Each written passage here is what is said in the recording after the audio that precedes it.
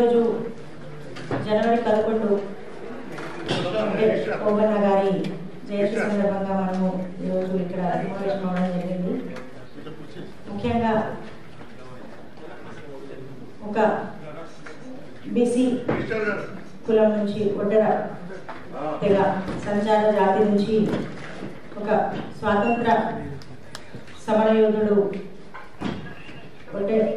ఓబన్న గారికి ఈరోజు జయంతి వేడుకను మనం జరుపుకుంటున్నాము. అతను 1807వ సంవత్సరంలో జన్మించడం జరిగింది.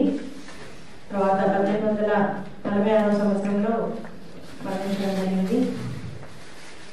300 ఏళ్ళు పాలించినటువంటి బ్రిటిష్ పరిపాలనలో ప్రతి ఒక్కరు కూడా అప్పుడున్న వారు స్వాతంత్రాన్ని సాధించుకోవడానికి అనేక పోరాటాలను చేయడం జరిగింది.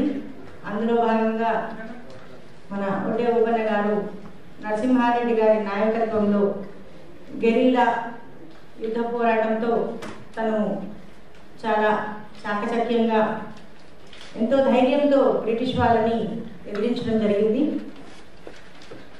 నరసింహారెడ్డి గారికి కుడిభుజంగా తను ఉండడం జరిగింది. రేనాడు ప్రాంతంలో తను ఒడ్డే సుబ్బన్న సుబ్బమ్మ దంపతులకు జన్మించడం జరిగింది. తర్వాత ఆయన యొక్క ధైర్యాన్ని మనము ఆయనని ధన్యవాదాలు తెలియజేసుకుంటున్నాను. Thank you. ఇంకా